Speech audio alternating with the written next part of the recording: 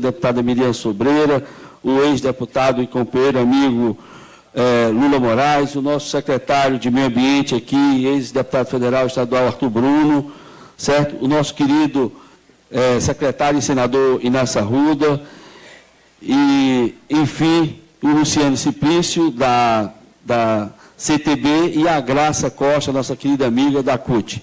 Gente, é muito rápido aqui. Na realidade, nós temos aqui mais que ouvir e falar, mas eu queria primeiro falar da importância das frentes parlamentares. Eu sempre digo que na Câmara e no Parlamento nós temos ali 3 espaços. Eu considero o espaço hoje mais pobre, mas é o que mais as pessoas veem, é o plenário da Câmara. E muito pobre porque 90% do nosso tempo é votando medida provisória. E pobre também porque termina ficando um debate muito polarizado hoje. O grande espaço de formulação, de elaboração, são as comissões, que, infelizmente, por a gente viver o tempo todo só votando medida provisória, aquilo que a gente vota, discute nas comissões, termina não fluindo. Tem projetos sobre a mesa lá na Câmara votado, desde quando, talvez o Michel Temer era presidente da Câmara, certo? Porque a gente passa o tempo todo votando medida provisória. Mas um espaço extremamente importante são as frentes parlamentares. Quando os senadores, deputados constroem suas agendas, suas pautas, para dialogar com a sociedade. Evidentemente que tem frente de todos os tipos, de vários interesses. Mas a frente parlamentar em defesa da soberania é esse espaço que nós estamos construindo, se firmando, por isso que estamos fazendo esse esforço de lançar em todos os estados, para que a gente possa, o mais rápido possível, à luz dessa grande crise, produzir. Primeiro, denunciar o descaso que está acontecendo com o país, em nome da crise, querendo vender o país. Depois, que a gente está construindo uma agenda nesse espaço, ouvindo a sociedade em cada estado, e aí é fundamental a gente dialogar com os nossos candidatos a presidente, da importância, eu quero aqui agradecer a generosidade do nosso ex-ministro e candidato a presidente, Ciro Gomes, que suspende a sua agenda para vir aqui, ouvir a frente, debater e discutir. E com isso, a gente possa estar dando uma contribuição no debate de 2018. Então, aqui com certeza, para nós é um orgulho muito grande, eu quero aqui agradecer a deferência do nosso senador Requião, a deferência do nosso vice-presidente Patuza Ananias, de ter me convidado. Eu até dei um frio na barriga quando eu fui convidado para assumir essa missão, mas como sertanejo lá do Arneróis, nessas horas a gente tem que segurar o tranco e ir para frente. Eu digo, não, vamos, e aí com muita humildade tenho pedido a ajuda dos vários amigos, estamos aqui, mas acima de tudo agradecer a vocês que têm aceito o nosso convite e estar aqui nessa tarde com vocês. Muito obrigado. Eu quero, antes de passar a palavra para o nosso presidente, senador Roberto Requião, registrar também a presença aqui do ex-deputado estadual e vice-governador, ex-vice-governador, meu querido professor Pinheiro. Cadê o Pimentel? Convidar já aqui para a mesa o nosso senador Pimentel, que também tem sido um militante e atuante da nossa frente. E quero aqui saudar também, e já até convidar para estar aqui com a gente, a Enedina Soares, presidenta da FETANSE, que está hoje aí na luta em defesa dos interesses dos trabalhadores municipais, e a Federação dos Petroleiros aqui, o George Oliveira. Convido aqui para frente para estar conosco aqui. Gente, bom, vou passar então a palavra para o nosso presidente da frente, fazer a abertura dos trabalhos, senador Roberto Requião.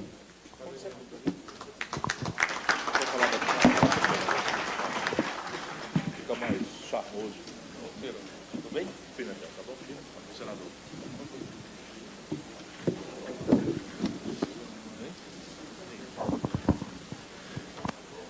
Microfone do cidadão. Cadê a técnica? O som no microfone de pé. Pronto. Colega do som, nós precisamos ter som no... Ali, por favor. Deixa eu devagar. Cadê o homem do microfone?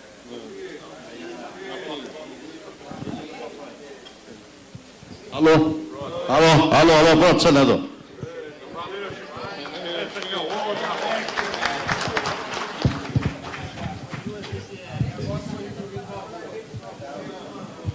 A presença de um técnico especializado sempre é bem-vinda. Companheiros da mesa, companheiros do plenário. Por que eu os chamo de companheiros? Companheiro é uma palavra de origem latina, italiana.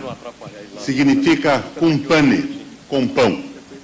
Companheiros são aqueles que, sentados à mesma mesa, dividem o pão. O pão doce e farto dos bons momentos e o pão amargo e parco dos momentos difíceis, que são, Ciro, os momentos que nós estamos vivendo hoje no Brasil. Nós temos um governo que se coloca num quadro que responde a um perfil internacional. E nesse lançamento da frente, eu queria iniciar esta nossa conversa, que será seguida por outros companheiros da mesa ou não, com este contexto onde se insere o que está acontecendo no Brasil. Porque o que acontece aqui tem acontecido há muitos anos no mundo e fundamentalmente na Europa. Eu diria a vocês que lá atrás, com a queda do nazismo, do nacionalsocialismo, e com o estabelecimento do comunismo na União Soviética, países da Europa, com o pavor da experiência comunista, passaram a construir o que nós poderíamos chamar, Ciro, de Estado social. O Estado que respeita o trabalho, que respeita as minorias, o direito das mulheres, que se viabiliza num contexto de sustentabilidade, o que significa também o respeito à natureza. E o Estado social avança até que, com a queda da referência da União Soviética, em função de uma série de problemas internos, vemos um recrudescimento do domínio anterior e desejado do capital financeiro sobre o Estado. Esse recrudescimento se organiza num tripé. Em primeiro lugar, a precarização do Estado, com superpoderes para o capital financeiro através da magnificação do Banco Central. Segundo ponto de apoio do tripé, porque com a magnificação do capital financeiro, o Estado se transforma num Estado gendarme, num Estado de armas, num Estado policial, que se presta única e exclusivamente para conter a revolta popular em relação aos abusos do capital financeiro. Mas o segundo ponto de apoio é a precarização do parlamento, através do financiamento privado de campanha.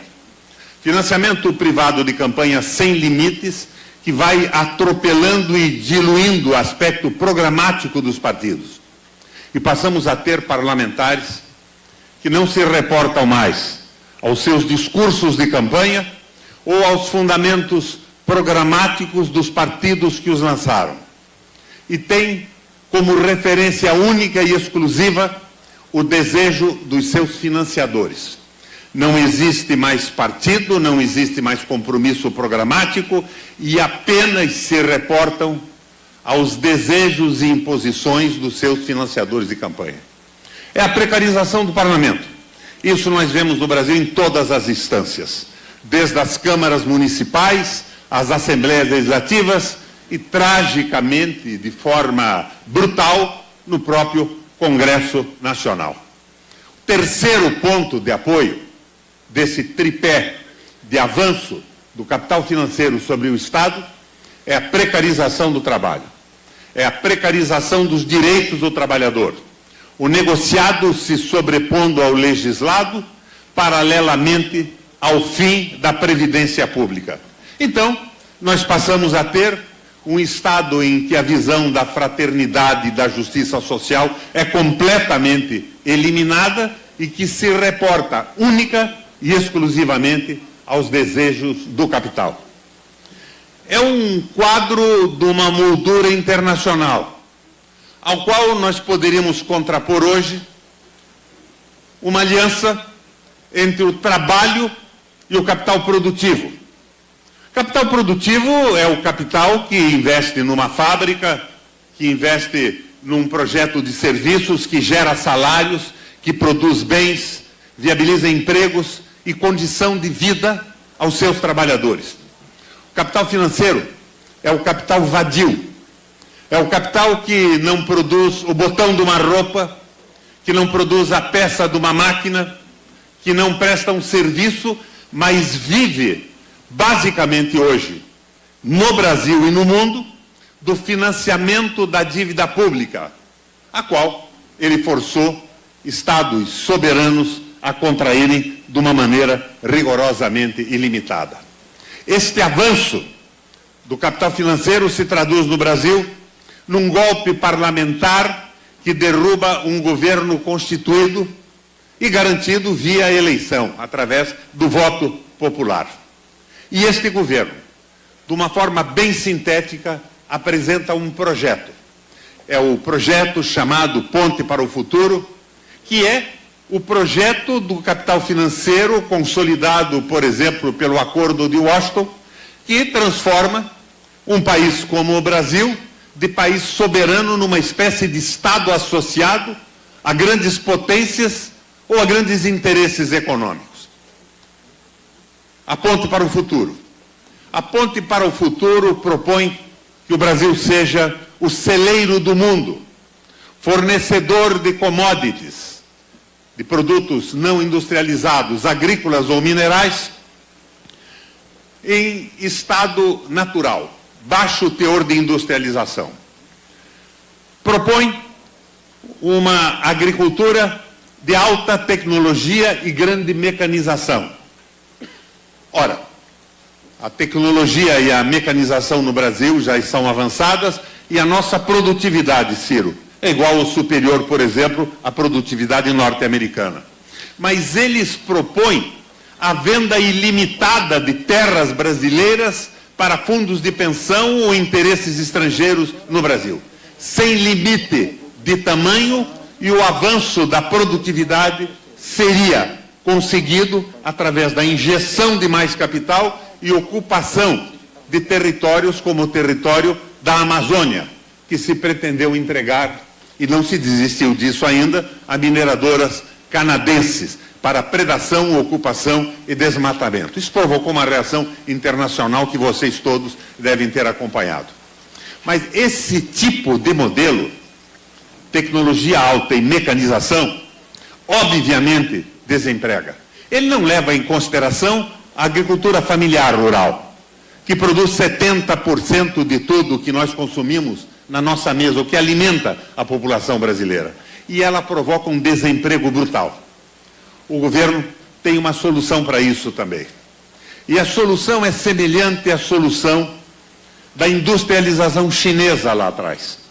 Só que a China, quando o capital americano passou a sair dos Estados Unidos para utilizar a mão de obra baratíssima chinesa, em substituição à mão de obra que era alimentada por conquistas sociais consistentes dos Estados Unidos, a China vivia uma relação de trabalho quase que feudal.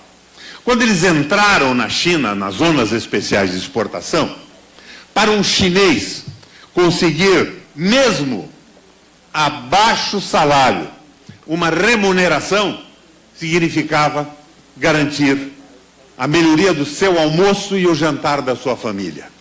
No quadro de desenvolvimento chinês da década de 70, sem sombra de dúvida, isso era um avanço. E eles então pretenderam que poderiam conter a rebelião popular do projeto liberal absolutamente subordinado ao capital financeiro, com a precarização absoluta do trabalho. E que a redução dos salários e das garantias sociais permitiriam, a exemplo do que ocorreu na China no processo inicial da desindustrialização, a contenção das revoltas populares. Não vai acontecer isso no Brasil. Em primeiro lugar, porque nós não somos a China que saiu na década de 70 de uma estrutura de trabalho medieval. E, em segundo lugar, porque nós vivemos todas as conquistas sociais do Ocidente. Nós vivemos as conquistas da CLT, da época do Getúlio Vargas, e os avanços das garantias sociais e do trabalho foram tremendos.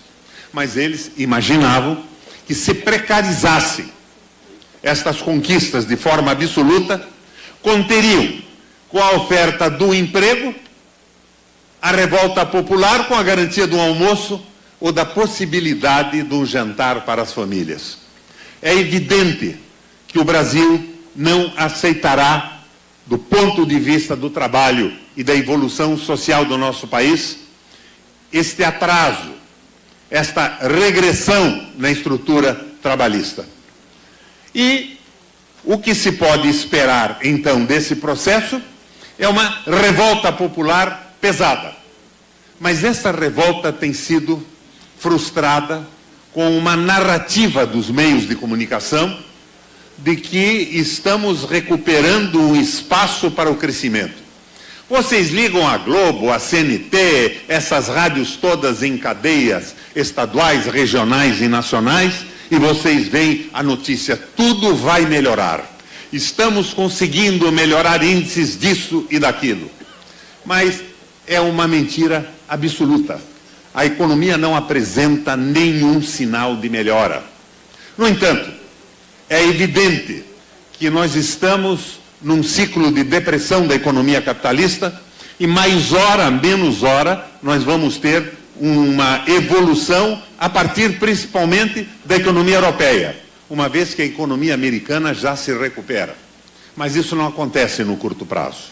Ainda, argumento mais pesado para conter este projeto da ponte para o futuro é a posse daquela dupla da Disneylândia nos Estados Unidos da América. O Donaldo e o Mickey, que é o seu vice. Donaldo Trump e o seu vice, que é o Mickey. Eles conseguiram uma vitória eleitoral expressiva, se contrapondo ao desemprego provocado pela fuga de capital dos Estados Unidos. E o discurso deles é o discurso que tende a dizer que evitarão de todas as maneiras a saída de capital.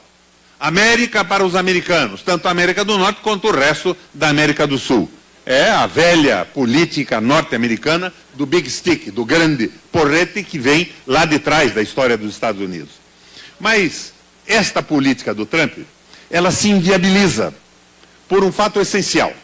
Enquanto que aqui no Brasil e na América do Sul, a política externa dos países é realizada pelo executivo, é uma prerrogativa dos presidentes, a política externa é presidencial. Nos Estados Unidos da América do Norte, a política externa é formulada pelo parlamento. E o parlamento norte-americano tem uma expressiva maioria republicana que é financiada pelos capitais que foram para a China viabilizar as zonas especiais de exportação, o que levou ao desemprego nos Estados Unidos.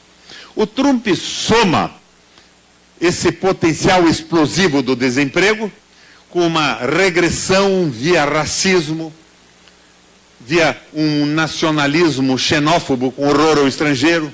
Os latinos e nós, os brasileiros, somos chamados por eles de porcos latinos, mas ele não poderá, em função da maioria republicana no Congresso, mexer na saída de recursos americanos aplicados na China.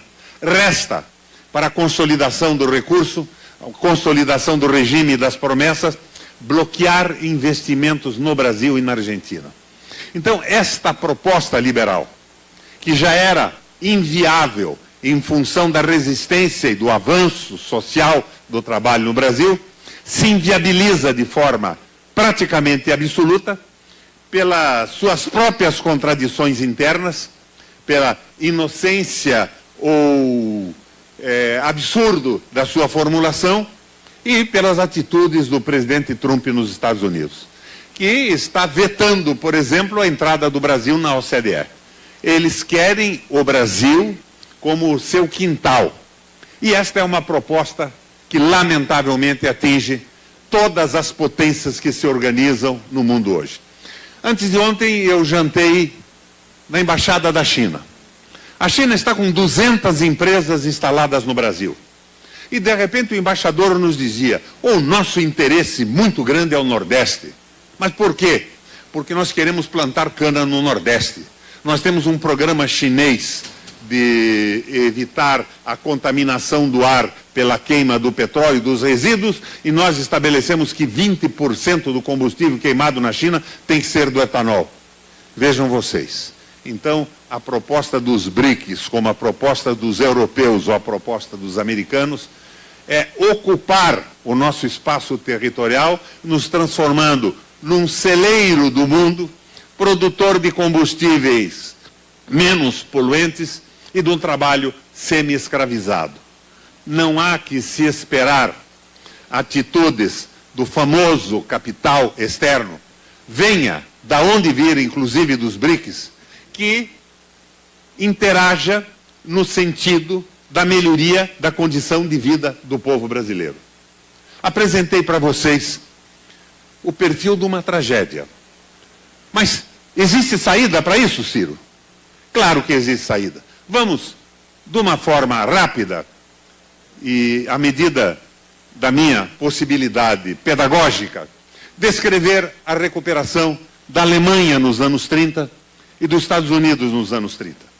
A Alemanha quebrou, perdeu a guerra para a Inglaterra e a França, e o Tratado de Versalhes, que foi o Tratado da Paz, lhe impõe sanções tão pesadas que praticamente tudo que a Alemanha produzisse seria pagamento de indenização de guerra. A economia se inviabilizou de forma absoluta. A moeda alemã, como a nossa hoje, não tinha conversibilidade.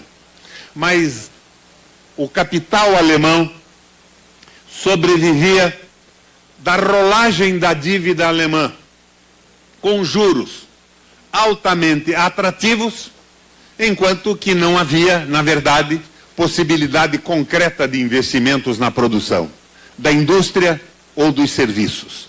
A Alemanha tinha o capital girando, correndo atrás do próprio rabo, ganhando e acumulando valores, mas esterilizando a possibilidade de investimento na produção, desenvolvimento e multiplicação do trabalho. Um liberal alemão, chamado Horace Greeley Hjalmar Schacht, assume o comando da economia alemã. Da noite para o dia ele esquece que era liberal e passa a ser alemão. Primeira providência que toma, uma providência clara e singela: a Alemanha só compra de países que da Alemanha comprarem. E a Alemanha passa a pagar as suas compras com produtos produzidos na Alemanha. Escapa da conversão da moeda nesse momento. E a segunda medida, faz uma aliança com grandes empresas alemãs. Porque a Alemanha tinha uma economia altamente complexa, como é complexa a economia brasileira hoje, embora submetida a comandos estrangeiros e a interesses que não são da multiplicação de empregos ou do bem-estar social. Faz uma proposta muito clara aos empresários alemães. Mas antes, ele pega a tal rolagem da dívida, a taxa Selic, da rolagem da dívida pública alemã, e joga para o chão. Não havia mais a possibilidade do capital alemão se multiplicar através dos juros da rolagem da dívida. No Brasil é o contrário. É o Banco Central na mão do Itaú e do Bradesco que comanda a economia e multiplica os juros de forma fantástica, a ponto de termos tido aí um aumento, se não me engano, de 23% ou 33% no último trimestre, de vantagem sobre o ano passado no balanço do Itaú e talvez também no do Bradesco. Mas ele propõe o seguinte: vocês não têm mais condição de rolar o seu dinheiro no financiamento da dívida pública, mas vocês têm condição de investir os seus recursos, que não eram conversíveis. Se não fossem investidos na rolagem ou dentro da Alemanha, eles virariam pó. Vocês têm condição investindo na recuperação da infraestrutura alemã. O governo alemão se associa a grandes empresas, Thyssen, Krupp, aquelas grandes empresas, principalmente do setor metal mecânico, e cria uma moeda não moeda, a MEFO. MEFO quer dizer moeda do setor metálico, em alemão. Muito bem. Esta moeda, que era uma letra, não era moeda, ela não emitia um papel, ela não punha nada em circulação, portanto, ela não era inflacionária. Era garantida pelo Banco Central Alemão com juros de 4,5% ao ano, o que é um juro extraordinário, ontem e ainda hoje, para qualquer tipo de investimento produtivo, fundamentalmente garantido pelo Banco Central. Em uma semana, conta a lenda, a inflação alemã desapareceu. E em 6 meses se restabeleceu na Alemanha o regime de pleno emprego. Por quê? Uma associação do Estado com o capital produtivo. É bem verdade que não havia, por parte de Albert Schacht, nenhuma preocupação social. Ele não se preocupou com o salário mínimo e com o emprego dos alemães, foi uma consequência da oportunidade que ele deu ao capital. Aliás, nós sabemos hoje que o capital nunca se preocupou com emprego e produção. O capital se preocupa com a sua multiplicação. Vez por outra, precisa investir na produção, gerando empregos, porque não existe outra maneira de ganhar dinheiro. Se der ao capital a oportunidade, por exemplo, de investir na dívida, como a dívida pública brasileira, vocês vão ver o que vem acontecendo desde a época de 80, da década de 80. A industrialização do Brasil vai desaparecendo. Na década de 80, o Brasil produzia industrialmente mais do que os tigres asiáticos. Quais eram os tigres asiáticos, parceira? Tailândia, Malásia, Coreia do Sul e China. Hoje, 40 anos depois, nós não chegamos a produzir mais do que 15% do que eles produzem. Porque nós entramos na aventura da Guerra Fria. Domínio absoluto dos Estados Unidos. O Brasil não poderia fazer isso, não poderia investir naquilo, e isto conteve de forma brutal o nosso processo de desenvolvimento, que tinha sido, de certa forma, garantido até pelo governo militar, que, com todos os seus absurdos defeitos, foi, na sua essência, um governo nacionalista. A Alemanha se recupera, mas há outro exemplo fundamental que eu tenho que expor para vocês no lançamento da nossa Frente pela Soberania. Com a crise imobiliária da década de 30 na Flórida, quando os imóveis da noite para o dia passaram a valer o que realmente valiam, e não o que uma supervalorização imobiliária havia simulado, os Estados Unidos quebrou. No início, o sujeito tinha um terreno que valia 10 mil dólares. Não havia emprego, a recessão era muito grande, e ele conseguia financiar num banco esse imóvel por 20 mil dólares. Mais adiante refinanciava por 40, mais adiante por 80.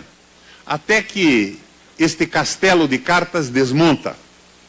E desmonta de uma forma brutal, porque durante esta valorização do mercado financeiro, os Estados Unidos deixou de investir em planejamento de médio e de longo prazo, em tecnologia industrial, e regrediu, inclusive industrialmente, do ponto de vista da tecnologia. Mas daí a crise começa. O presidente era o Franklin Delano Roosevelt. E ele começa um projeto de recuperação que chamou-se New Deal. No nosso português aqui, um novo pacto. Nos Estados Unidos, naquele momento, o industrial se destacava. Era o Henry Ford. O Henry Ford se apropriou das ideias de um economista famoso na época, e importante até hoje no mundo, chamava-se Taylor. Taylor dizia o seguinte: nós aumentamos a produtividade com a especialização do trabalho. Ford pega essa ideia da especialização do trabalho e coloca numa linha de montagem. Na montagem dos seus automóveis, o Fordinho, que todos nós conhecemos. Eu até tenho um numa coleção privada. Pois muito bem. Então, um grupo de trabalhadores especializados montava a caixa de troca, o outro montava o diferencial, o outro montava a parte elétrica, e com uma velocidade incrível o carro era montado, aumentando de forma brutal o resultado do trabalho especializado dos funcionários do Ford. Mas isso empolgou a economia norte-americana. Essa empolgação chegou ao limite absurdo do presidente Roosevelt chamar o Ford para condecorá-lo numa cerimônia expressiva. Paz, meus senhores, Henry Ford publicamente recusa o prêmio. Estupefato, Roosevelt pergunta a ele, mas por que a sua recusa?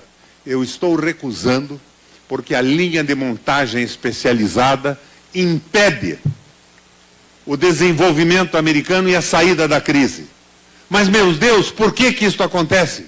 Acontece porque nós não temos mercado de consumo. E nós estamos aumentando brutalmente a produção sem ter quem compre. Nós vamos jogar os Estados Unidos da América numa situação irremediável. Meu Deus, diz o Roosevelt, o que faço então? Qual é a saída para isso? Ford não titubeia. Presidente, reduza por lei o horário de trabalho dos trabalhadores americanos e aumente o salário, dando uma garantia de salário mínimo que você, de certa forma, recupera a capacidade de consumo dos Estados Unidos da América. Foi o caminho. Foi o começo da recuperação norte-americana. Então, introduzida pelas ideias de Ford, o novo pacto americano passou a trabalhar também a política social de valorização do trabalho, com a diminuição da carga horária e dos horários dos trabalhadores. Mas não foi só isso. Veio, ao lado disso também, daí já disciplinado por economistas que hoje são famosos no mundo como Keynes, os grandes investimentos públicos. Não na parceria com empresas privadas, como ocorreu na Alemanha, mas com grandes empresas públicas voltadas ao abastecimento elétrico, à indústria metalmecânica, à construção de portos, de estradas, de colégios e de hospitais. Empresas públicas são as famosas autoridades do Tennessee, onde começou esse projeto. O Estado, investindo pesadamente, quebrou o ciclo depressivo da economia americana e colocou a fazer girar a roda da economia de uma forma favorável ao emprego e ao desenvolvimento. Vocês estão vendo que nós estamos fazendo exatamente o contrário no Brasil? Que nós estamos diminuindo os salários, liquidando direitos, que nós por 20 anos congelamos os investimentos públicos do Brasil de uma forma absolutamente estúpida, sonhando o sonho de alguns equivocados que se encantaram com o liberalismo econômico e o dinheiro no bolso de outros tantos corruptos que comandam a República junto com Michel Temer. Porque no Brasil hoje parece óbvio para 97% dos brasileiros que nós não temos um governo, nós temos uma quadrilha.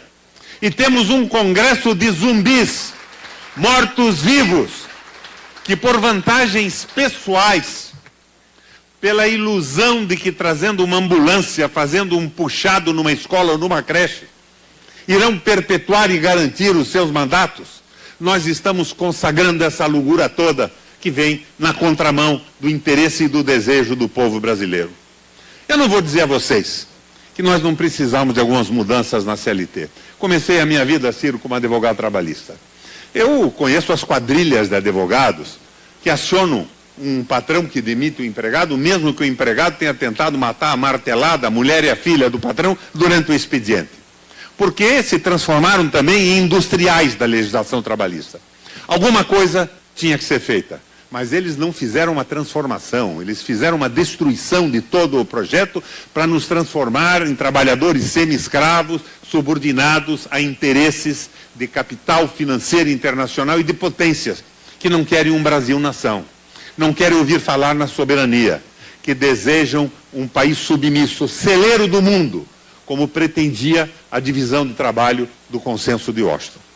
Nós temos saída, é claro que nós temos saídas. Os exemplos são aí os exemplos alemão, os exemplos americanos e o próprio exemplo do Japão, que fez uma parceria através do Keidanren que também era uma associação do Estado com os principais industriais japoneses, que viabilizou também uma retomada brutal do desenvolvimento, ao mesmo tempo que desrespeitavam de forma absoluta a legislação de patentes através da retroengenharia, desmontando, montando de novo, fazendo melhor, não respeitando patente alguma e avançando.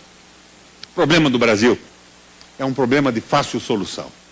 Nós temos aí quase 400 bilhões de reservas cambiais. Podiam alavancar uma retomada do desenvolvimento. Nós não temos grandes empresas do setor metal mecânico como tinha a Alemanha. Temos empresas, mas não desse porte, em outros setores. Mas nós temos a Petrobras. A Petrobras revitalizada e capitalizada era responsável por cerca de 80% de todos os investimentos feitos no Brasil até muito pouco tempo. E a Petrobras pode se reconstruir e ser retomado o processo da cadeia de desenvolvimento produtivo no Brasil. Temos todas as condições de saída. O que nós não temos é governo, o que nós não temos é Congresso Nacional. Mas, fundamentalmente, nós não temos, nesse momento, uma direção clara e um entendimento preciso do que pode ser feito e de quais são as causas reais da crise que nós estamos vivendo. Nós temos mobilizações pontuais. Alguns grupos ligados a uma estatal que está sendo liquidada protestam, mas sem a compreensão do todo.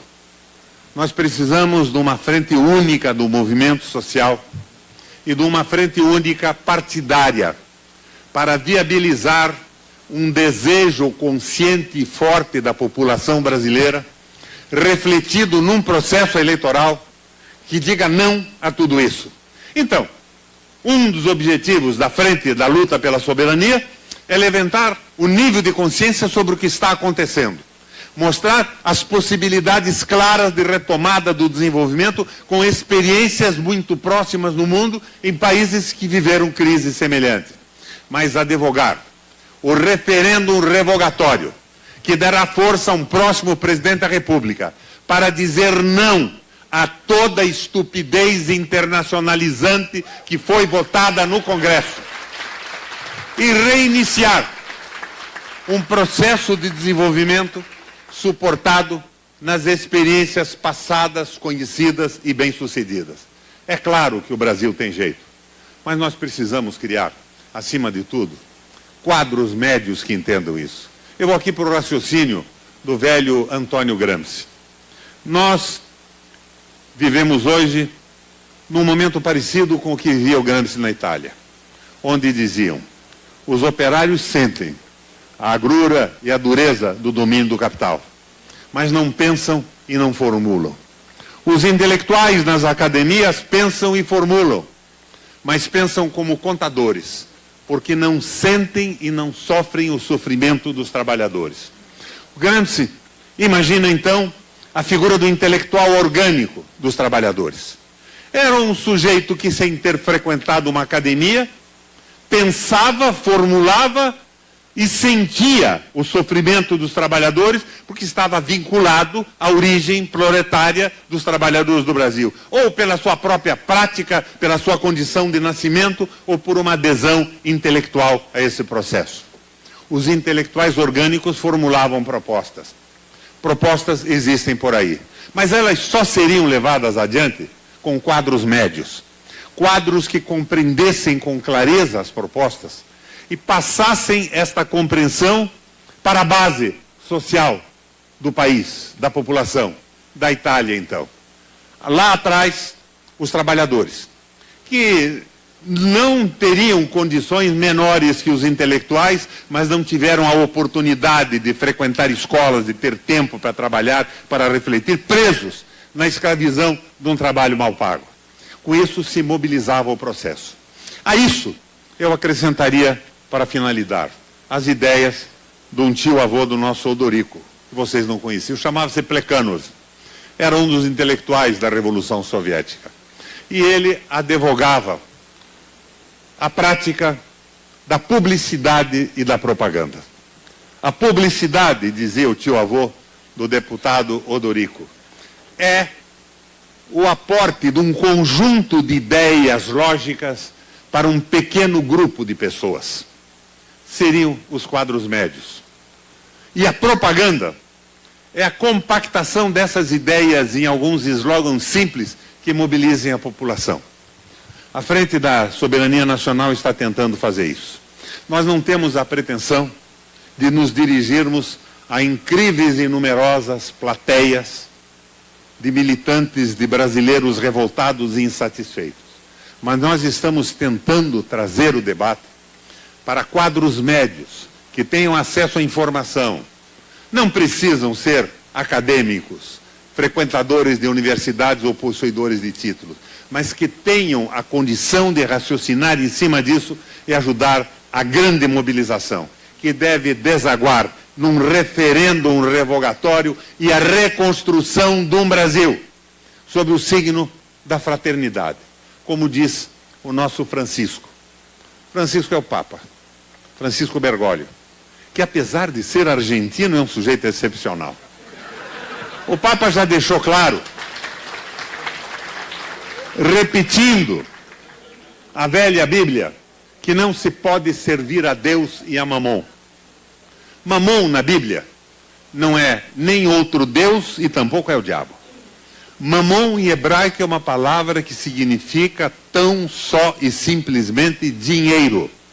Não se pode servir a Deus e ao dinheiro. Não se pode servir a nação e o povo ao capital financeiro. Nós precisamos de um governo popular, vinculado aos interesses de perpetuação do processo civilizatório brasileiro na construção da nossa nação, que está sendo interrompida pelos pilantras que dominam a política brasileira no Senado, na Câmara e no governo federal, e trazer isso tudo num grande movimento popular a um referendo revogatório. Candidato à presidência, temos aqui o Ciro, mas acima de tudo, nós precisamos de uma proposta clara que possa ser formulada e viabilizada, por exemplo, com as nossas reservas cambiais e exemplos de recuperações econômicas de países num passado muito recente, mas que sejam calçadas pelo entendimento de uma população que vai garantir ao governo as mudanças. É a recriação do Brasil que foi interrompida por um golpe amalucado ao qual eu e seguramente os companheiros que estão nessa mesa se opuseram com firmeza. Obrigado, minha gente.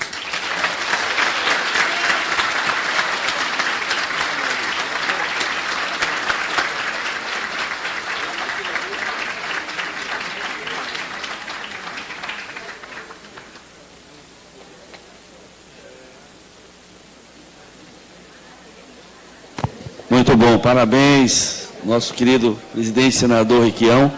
Eu vou passar a palavra para o nosso vice-presidente, deputado e ex-ministro Patuto Ananias, mas antes gostaria de registrar aqui algumas presenças importantes. O nosso vice-presidente da Assembleia, deputado Ti Gomes, está ali. Deputado, para cá, por favor, compor aqui. O nosso deputado José Sarto, que está aqui, Júlio César, o deputado Gônia Arruda, o deputado Dísio Costa. Registrar aqui a presença do coronel Benício, que é porta-voz aí do nosso exército, que está sempre tendo trabalho aí com os nossos pipeiros, mas vamos resolver, né? O Acrísio Sena, nosso querido vereador, Edmirta Carvalho, vereadora de Ibiapina, Lidiana, diretora do Sindicato Trabalhadores Rurais de Ibiapina, Sandra Lira, secretária de Saúde de Limoeiro, Luiz Eduardo, presidente do Sindicato dos Bancários, nosso querido Eudes, presidente do Sindicato dos Mototaxistas do Horizonte, o nosso querido Joaci, do Sindicato dos Economistas, o presidente histórico do PSB, Maria Andrade, Sindicato dos Assistentes Sociais, a Claudinha, vereadora de Ibiapina, Osmar de Saponte, coordenador da incubadora cooperativa da Universidade Federal do Ceará, Natália Rios, nossa ouvidora geral do município de Fortaleza, o Cesário Macedo Melo, do Sind Elétrico, presidente, a Cláudia Linhares Salles, secretária regional da Sociedade Brasileira para o Progresso da Ciência. Nós vamos construir uma frente, nós vamos construir nosso querido Celso Pancelli já está encarregado disso. Nós vamos montar um debate com a SPBC, dentro da agenda de debates da frente.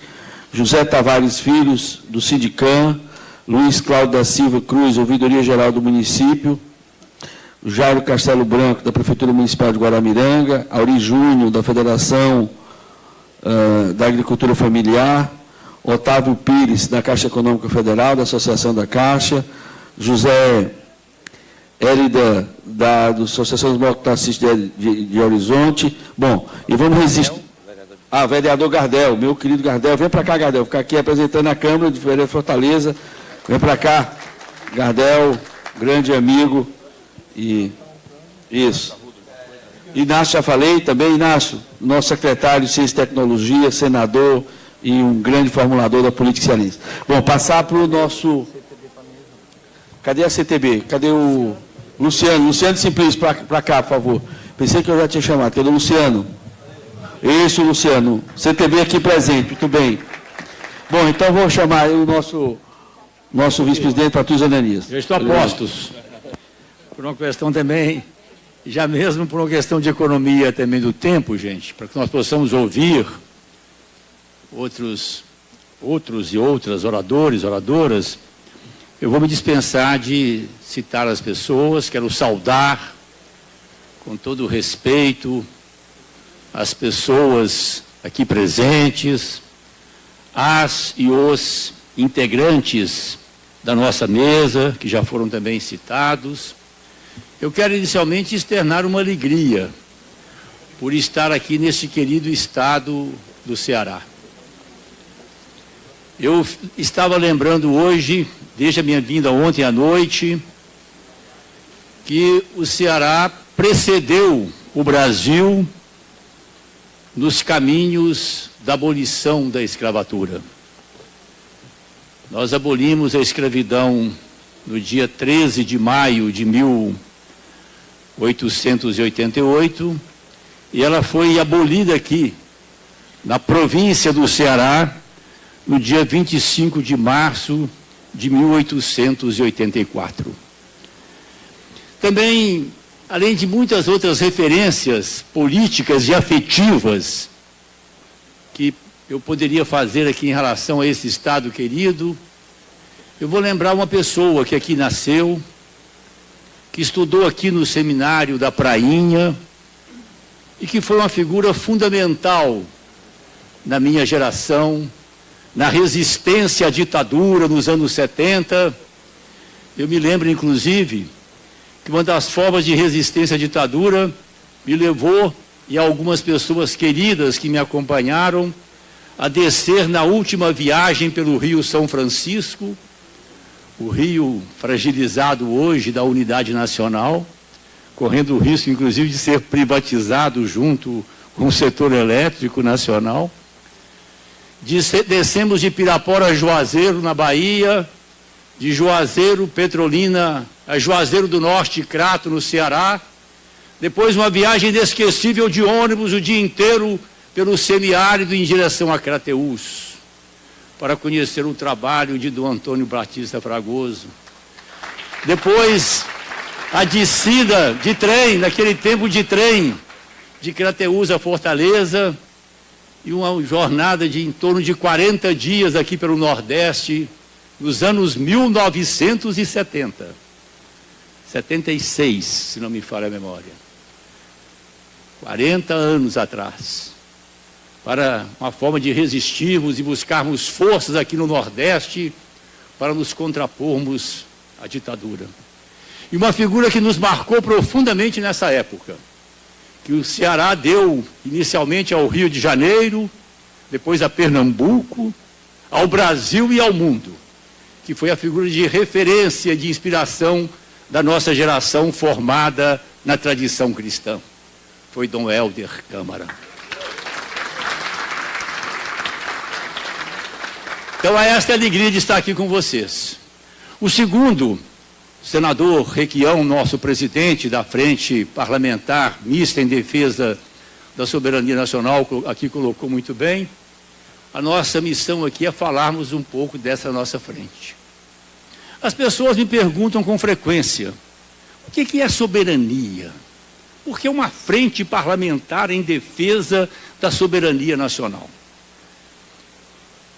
Eu considero que um país soberano é um país que cuida bem da sua gente e possibilita que todas as pessoas, sem nenhuma discriminação ou exclusão, todas elas possam exercer no dia a dia os seus direitos e deveres da cidadania, possam dar a sua contribuição ao bem comum.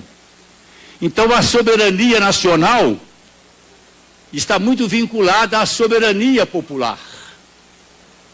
Um país é soberano quando o seu povo pode, efetivamente, exercer a sua cidadania e a sua nacionalidade. São Tomás de Aquino já dizia na Idade Média que a prática das virtudes cristãs pressupõe o atendimento das necessidades materiais básicas.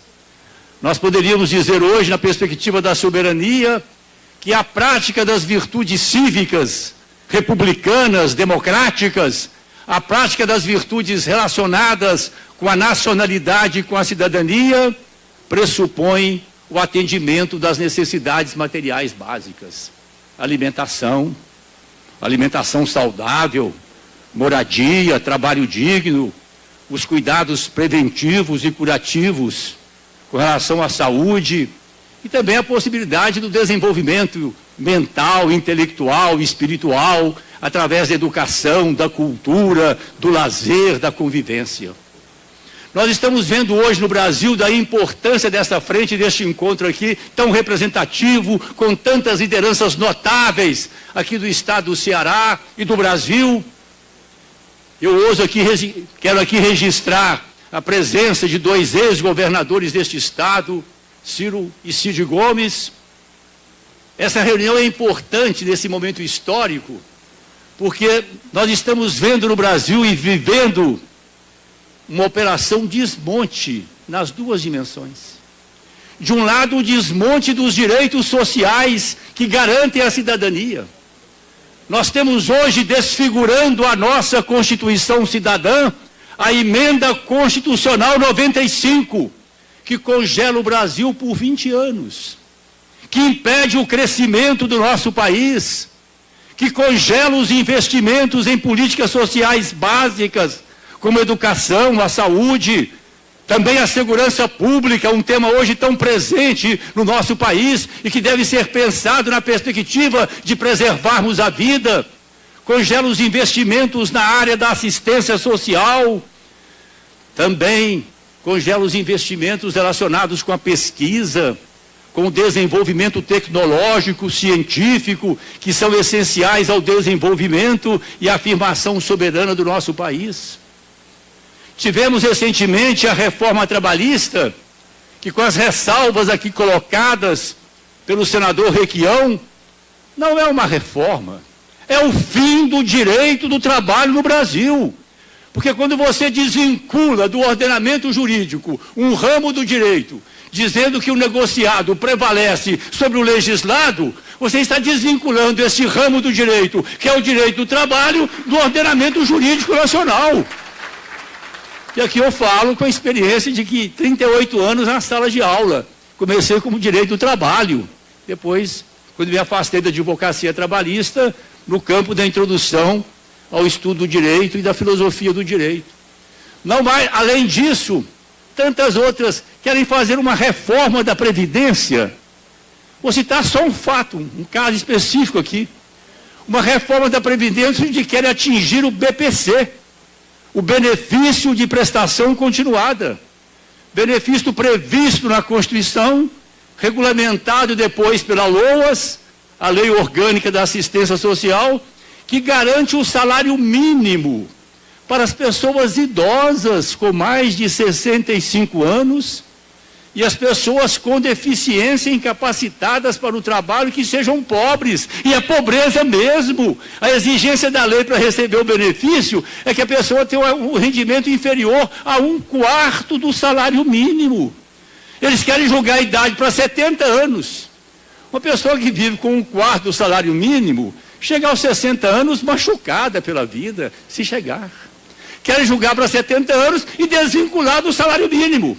Ao desvincular do salário mínimo, vão acabando gradativamente com o benefício, como já estão fazendo com o programa Bolsa Família, que teve redução significativa no orçamento para 2018. Quando chegou no Congresso Nacional, a PEC 241, que virou a emenda 95, eu declarei isso. Falei, essa proposta de emenda constitucional, que infelizmente foi aprovada, assina a sentença de morte do programa Bolsa Família.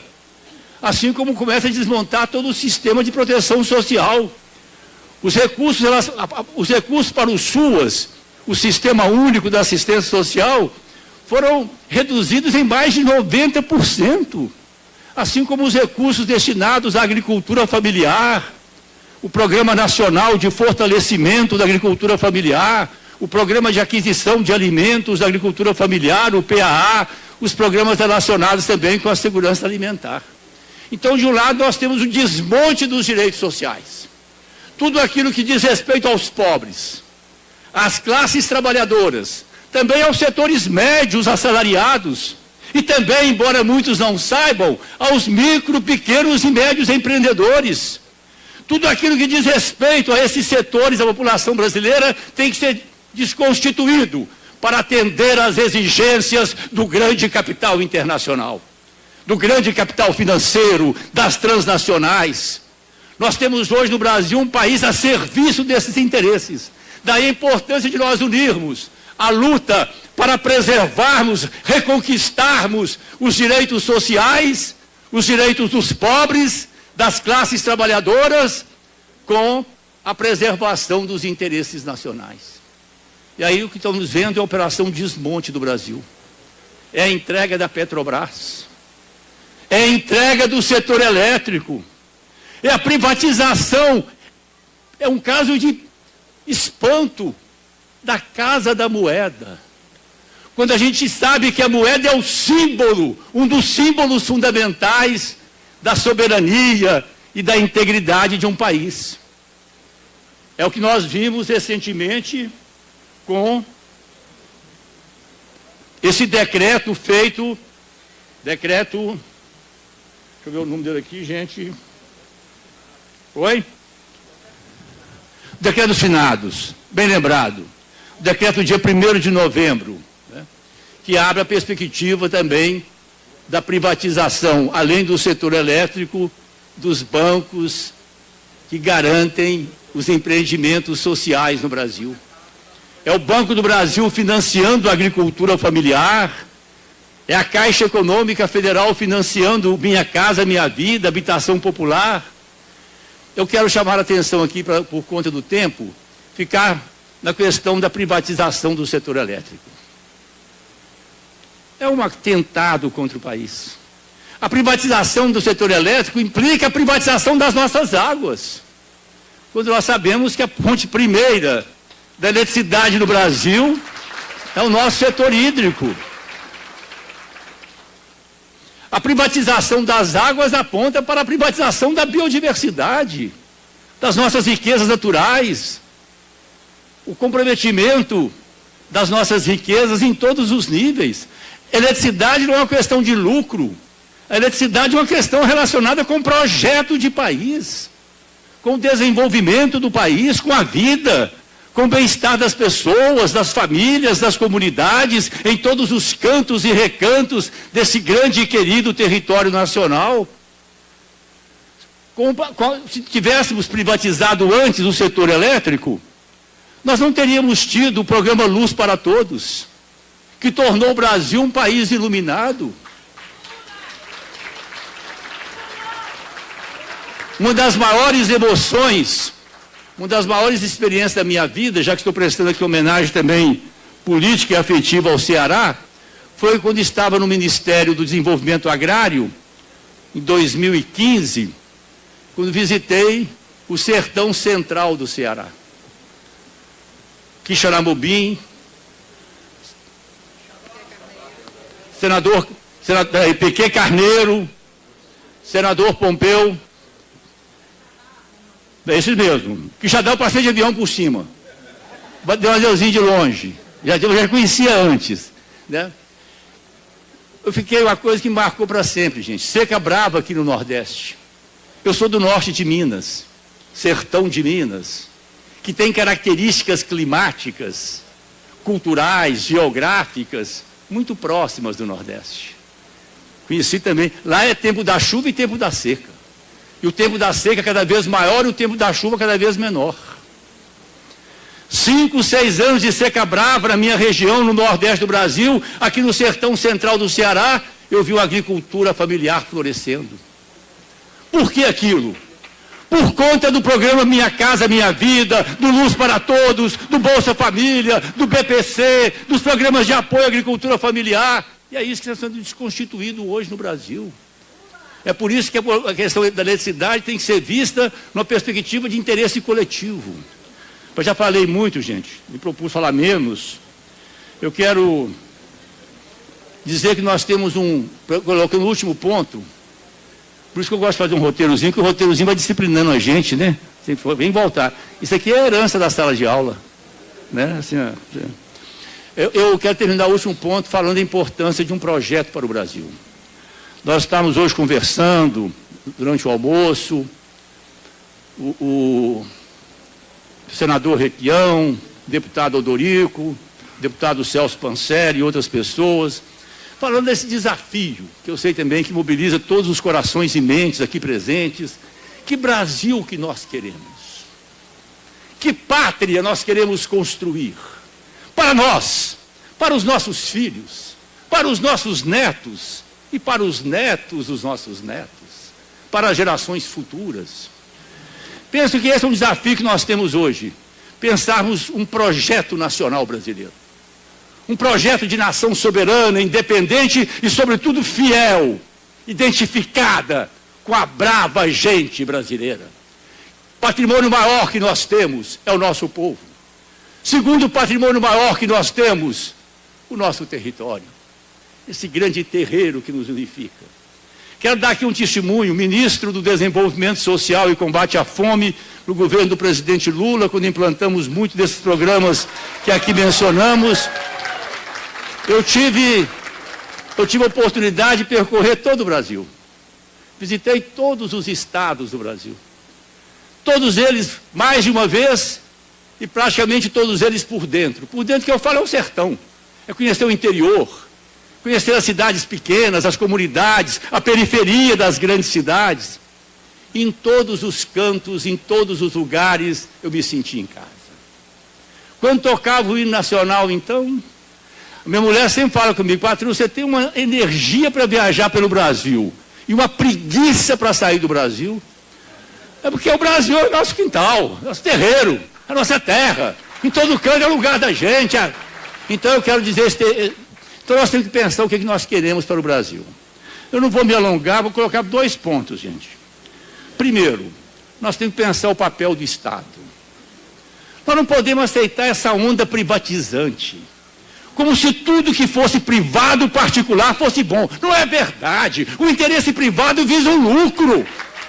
O pessoal, tem que trazer capital do internacional, tem que trazer... Eles vêm para cá para ganhar dinheiro. Claro, o país não vai se fechar, não. Queremos investimentos, sim, que tragam novas tecnologias, que gerem emprego, mas sem achar que isso vai ser a salvação nossa. Então nós temos que pensar qual o papel do Estado. É a questão, por exemplo, do setor elétrico. É a questão da Petrobras. É a questão de bancos, como o Banco do Brasil, a Caixa Econômica Federal, o Banco Nacional de Desenvolvimento Econômico e Social, que são o Banco do Nordeste, que são instrumentos de promoção do desenvolvimento. Vamos deixar claro, nada contra, vamos aceitar, estabelecer claramente, aceitamos a iniciativa privada, aceitamos o direito de propriedade, aceitamos a economia de mercado, aceitamos o capitalismo, enquanto o horizonte do socialismo não se abre na perspectiva das nossas utopias. Mas vamos deixar claro, o capital precisa ser normatizado, tem que ser disciplinado, submetido às exigências superiores do direito à vida, do bem comum, do interesse público, do projeto nacional.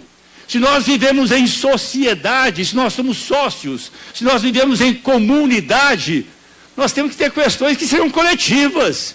Então, o interesse particular, legítimo até um certo ponto, não pode prevalecer em face dos interesses maiores da coletividade. E aí é que entra em cena o Estado democrático de direito para democraticamente estabelecer os limites em nome do bem comum e de um projeto digno e decente de nação. E nessa perspectiva de um projeto de nação, uma coisa que eu tenho refletido e quero compartilhar com vocês, e aí eu encerro mesmo, é a questão do desenvolvimento regional. Nós temos que pensar o Brasil, esta grande e querida pátria brasileira, que nos mobiliza, que nos emociona, mas na sua diversidade. Trabalharmos as vocações, as potencialidades das diferentes micro, meso e macro regiões de Minas. Colega de ministério do então ministro, ex-governador Ciro Gomes, eu me lembro bem que ele, ministro da Integração Nacional, apresentou numa reunião ministerial um desenho muito bem feito das diversidades regionais do nosso país.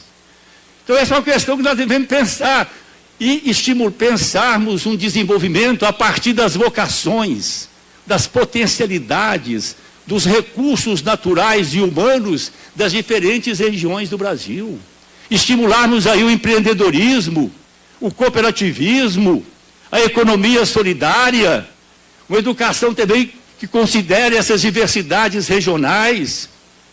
Não vamos fechar o Brasil ao capital internacional, mas vamos estimular a formação de empreendedores que representem efetivamente o nosso país.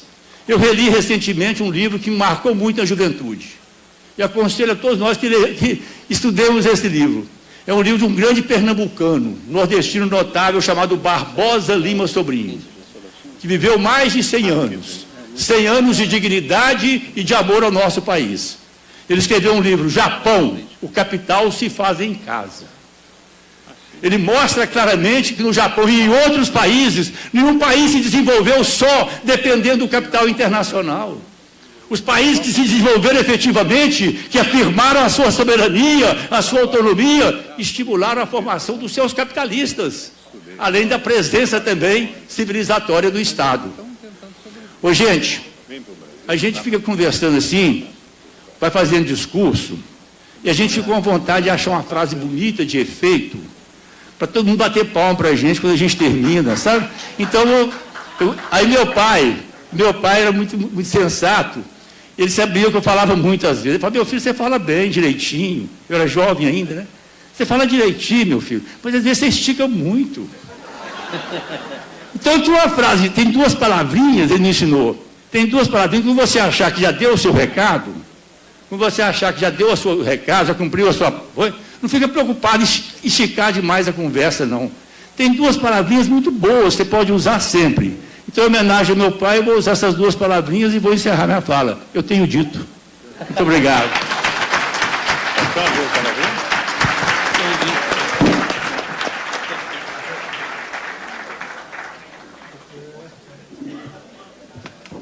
Obrigado, nosso vice-presidente da frente, deputado Patrus Ananias. Eu quero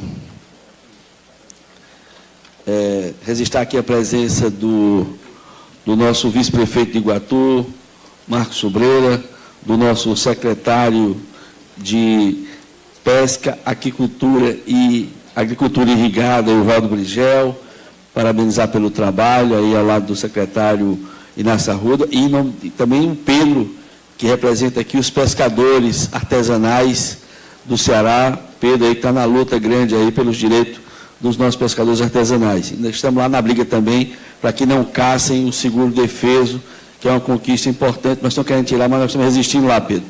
Tanto dos pescadores de água marítima como de águas artesanais. E a Lidiana, que representando também a CRES. E vou passar então a palavra para o nosso vice-presidente do Sudeste à nossa frente, deputado federal e ex-ministro Celso Pancera. Obrigado. O Dorico já me pediu para eu encurtar a conversa, então o meu roteiro está aqui. mas não poderia deixar de saudar o deputado Zé Albuquerque, presidente dessa casa, saudar os deputados federais que estão aqui comigo, o Dorico, querido, que já saudei, a gente trabalha muito juntos lá em Brasília, o André Figueiredo, aniversariante do dia, e que fizemos parte da equipe da presidente Dilma com um grande prazer, né? Trabalhamos juntos, foi uma honra trabalhar com ele. O José Ayrton, também deputado federal conosco, senador Pimentel, Ciro Gomes. Eu tive uma passagem, eu tive com ele, não sabe. Ele deu uma palestra na FINEP no Rio, eu acho que foi em 2005, 2006, sobre integração, sobre a transposição do Rio São Francisco, e ganhou profundamente para a ideia. Foi uma brilhante palestra, eu nunca mais esqueci da sua fala aquele dia, e sou até hoje seu admirador. Cid Gomes, e saudar a Graça Costa, saudar todas as mulheres presentes aqui. E vendo o Inácio Arruda, que é o secretário de Ciência e Tecnologia desse Estado, eu vou abordar um aspecto da soberania nacional, que é a questão da ciência, da pesquisa e da inovação. O Brasil é um país inventivo, já mostrou sua capacidade de criar, de ter excelentes ideias e grande massa crítica e bons recursos humanos. De 2005, 2006 até 2014, o Brasil fez fortes investimentos na área do conhecimento. Estava me falando o deputado Dorico, né, são quantos IFES aqui no Estado? 38 institutos federais, né, tinha 32, né? E diversos campos da Federal. Eu já estive em greve da Universidade Estadual do Ceará aqui, nos anos, quando fui da UNE, nos anos 80. Mas eu digo que o Brasil cresceu muito nessa área. Nos últimos 2 anos, isso tem sido um problema seríssimo, porque nós crescemos muito a infraestrutura e o número de pessoas atuando na área. E não é só o corte que vem, é o que nós estamos desperdiçando do futuro. Eu tive uma reunião essa semana com o pessoal da Embrapi. A Embrapi é uma ideia que surgiu de criar uma Embrapa para a inovação e a indústria. A Embrapi, quando ela escolhe um projeto, um bom projeto, ela entra com R$1, a iniciativa privada entra com R$1 e o instituto escolhido entra com mais R$1. E a ideia da Embrapi era investir até 2018 1,5 bilhões de reais. E vinha cumprindo o seu cronograma. Esse ano, com o orçamento já abaixo de 100 milhões de reais, a Embrapi não recebeu até agora nenhum centavo do governo. E a perspectiva é que até o final desse ano receba no máximo 15 milhões de reais. A previsão do orçamento para o ano que vem é de 40 milhões de reais. Se de 100 entrega 15, de 40 vai entregar quanto? Aí nós temos o INPA, o Instituto de Matemática Pura e Aplicada, que é um dos principais centros de matemática do mundo, que conduz a OBMEP, que é a nossa Olimpíada Brasileira de Matemática. O INPA já teve um orçamento de 115 milhões. A previsão para o ano que vem é de 43 milhões de reais. Como funciona? Como paga salário? Como mantém os estudos dessas pessoas? Como mantém esses projetos que todos têm retorno no longo prazo? Existe um projeto da Aeronáutica Brasileira, com a Embraer, chamado K6 390. Ele é uma janela de oportunidades de negócios para o Brasil, porque os antigos Hércules, aqueles aviões que a gente vê nos filmes aí de guerra, estão sendo todos aposentados até 2022. E não existia nenhum cargueiro pesado, focado para as Forças Armadas, movido a turbina. E o Brasil se lançou no projeto de criar um projeto brasileiro para as Forças Armadas brasileiras e para conquistar o mercado. E é um mercado de, no mínimo, 20 bilhões de dólares nos próximos 10 anos. Vejam, O projeto está quase pronto. Ele precisa de mais 800 horas de voo de teste. Custa 700 milhões de reais. Se não for feito até maio do ano que vem, que muda as regras para testes de novas aeronaves e vence a licença do K6 390, nós vamos perder mais de 3 bilhões de reais de investimento e fechando uma janela de oportunidades de negócios de 20 bilhões de dólares. Nós estamos falando em 80 bilhões de reais. Uma cadeia de negócios e um ecossistema de 15 mil empregos. E a afirmação do Brasil num mercado potencial tremendo. Faltam 700 milhões e não tem previsão do recurso. É uma janela de oportunidade que estamos perdendo. O ProSub, que é uma das coisas mais sensacionais, eu acho, depois da Embraer, que está se criando aqui na indústria de guerra, mas que significa o Brasil ter um parque industrial na área de submarinos nucleares sólido, consolidado, que está quase pronto, está funcionando, já tem cascos prontos de 4 submarinos, um começa a funcionar em 2021, o primeiro, a diesel, e o primeiro, a energia nuclear, vai ao mar em 2026, também cortou-se os recursos para essa pesquisa. Então nós temos um governo que não é só fruto de um golpe parlamentar, de uma ilegitimidade, de falta de reconhecimento da população, mas não olha para o futuro, porque não consegue atuar naquilo que é fundamental no presente. Eu vejo o pessoal da FUP e a gente acompanhou recentemente o leilão do petróleo. Vocês sabem que não só mexeu na legislação, né, tirando a obrigatoriedade de 30% da Petrobras no pré-sal, mas a Agência Nacional de Petróleo fez uma coisa muito pior. Quando ela colocou no campo de Sapinhoá que a taxa mínima de rendimento do excedente de petróleo em 10%,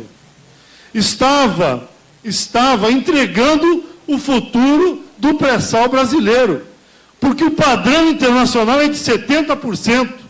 Felizmente, nós temos uma Petrobras que foi lá, peitou a indústria chinesa e ofereceu 80%.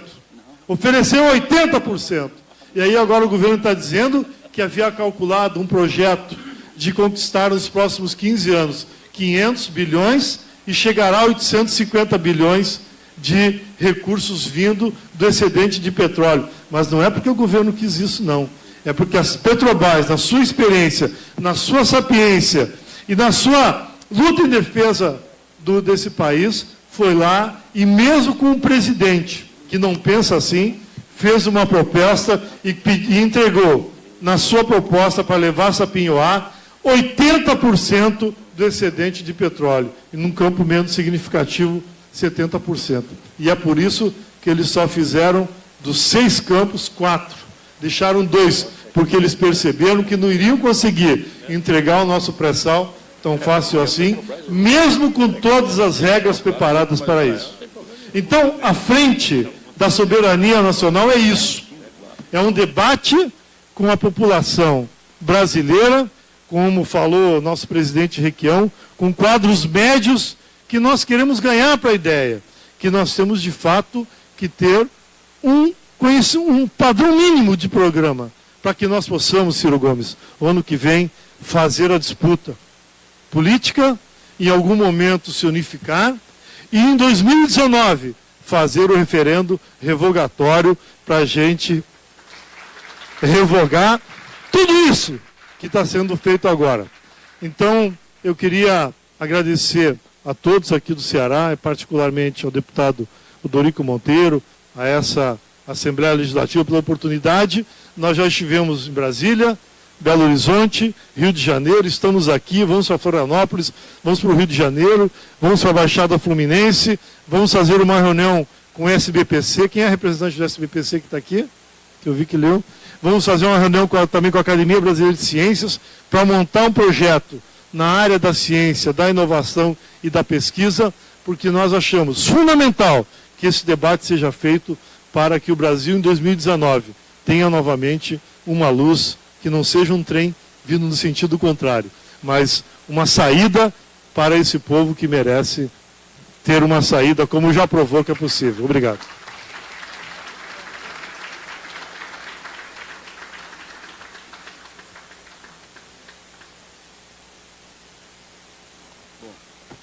Vou agora passar então a palavra, muito obrigado, para o nosso ex-ministro e nosso candidato a presidente pelo PDT, Ciro Gomes.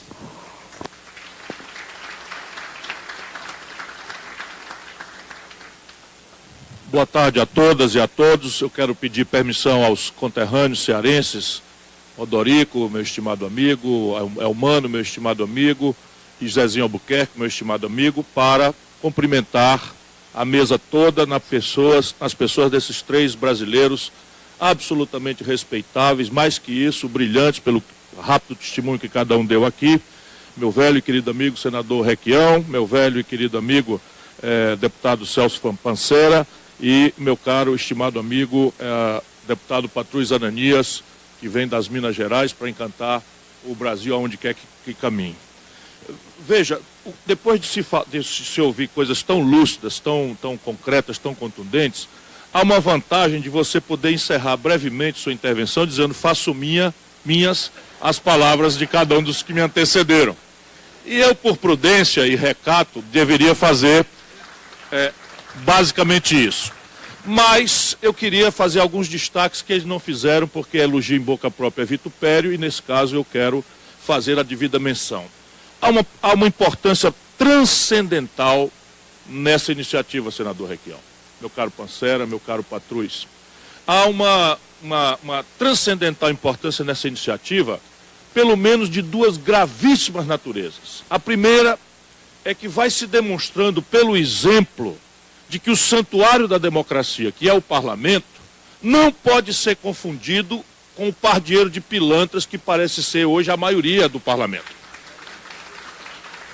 É preciso, para que os amantes da democracia tenhamos exemplos para que a população volte a confiar de que, se há tão expressivo número de pilantras do parlamento, isto se deve a um problema que é um pouco mais cá embaixo do que lá.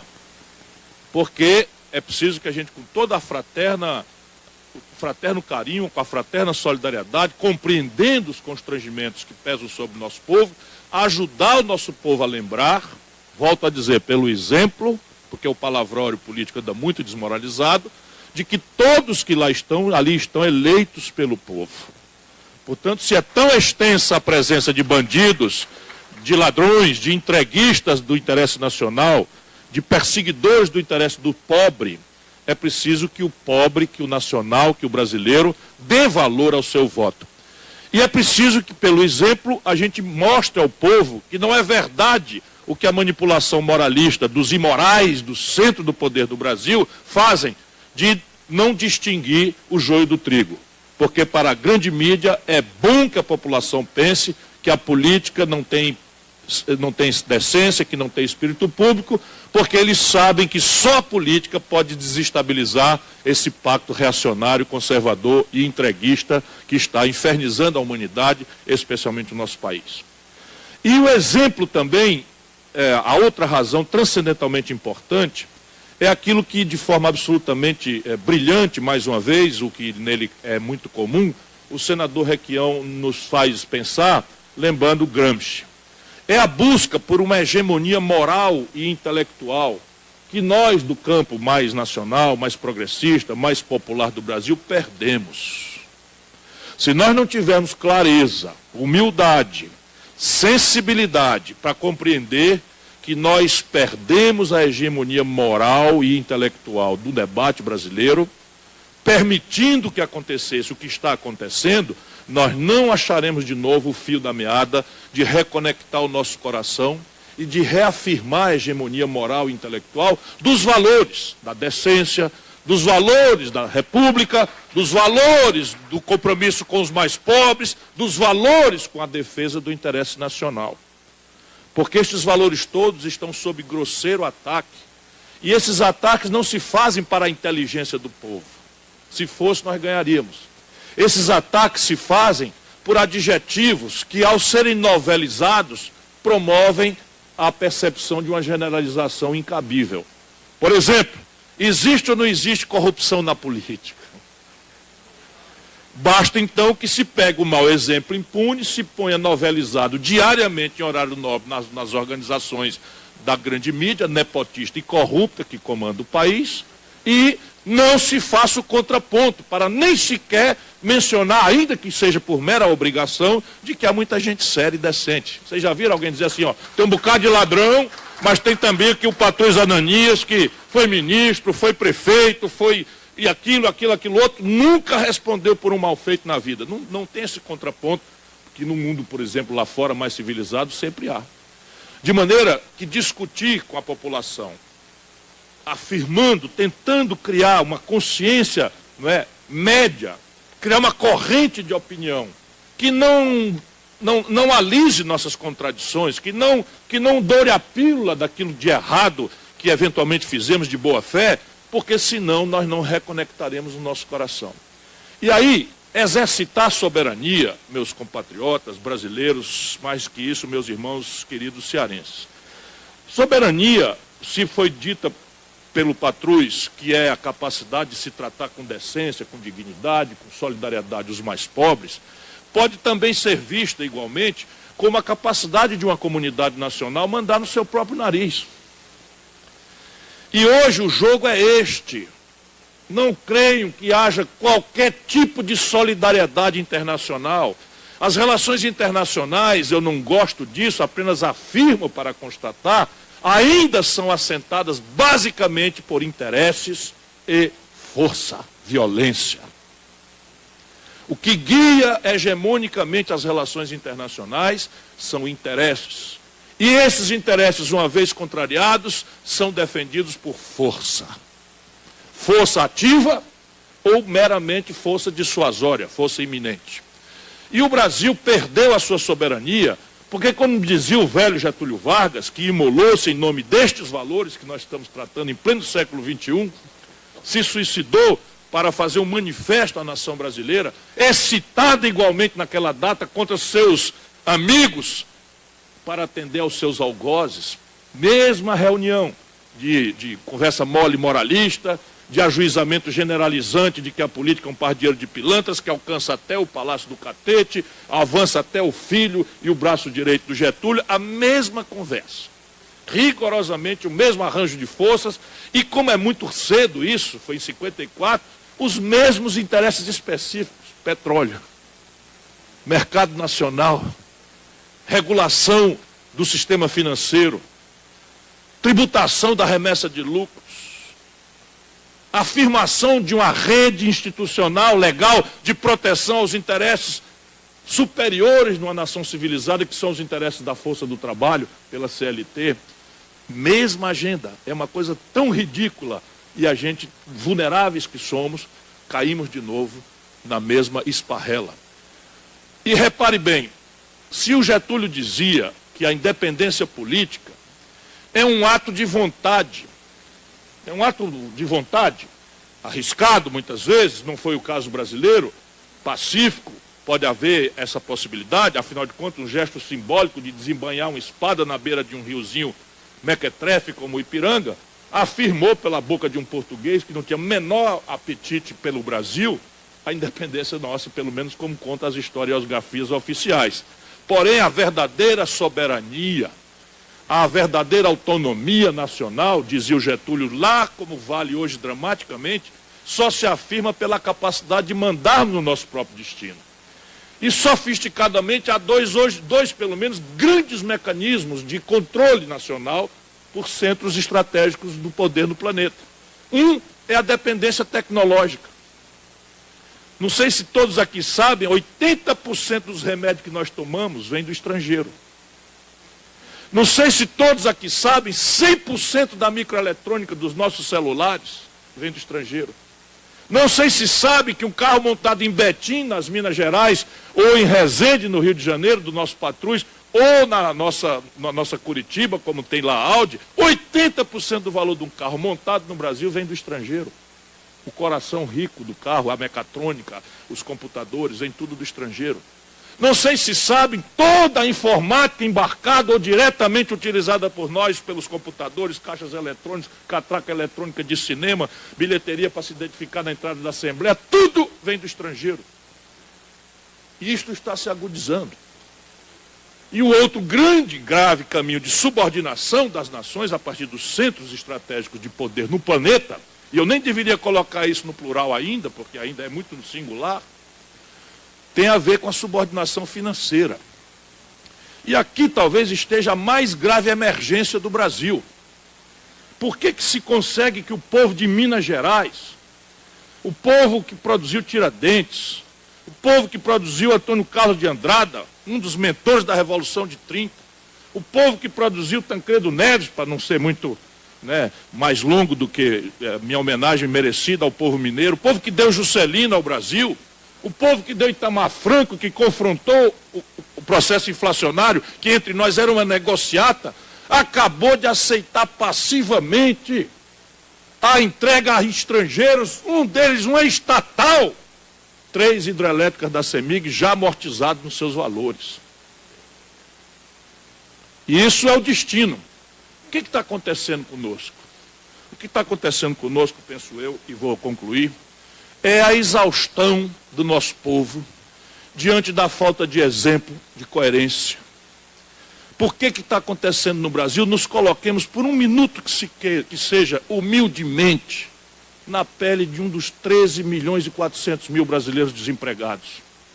Nos coloquemos ainda que por um segundo no olhar de um dos mais de 10 milhões de brasileiros empurrados por biscate, para a informalidade, correndo do rapa, sendo reprimidos nas ruas do Brasil por aí afora.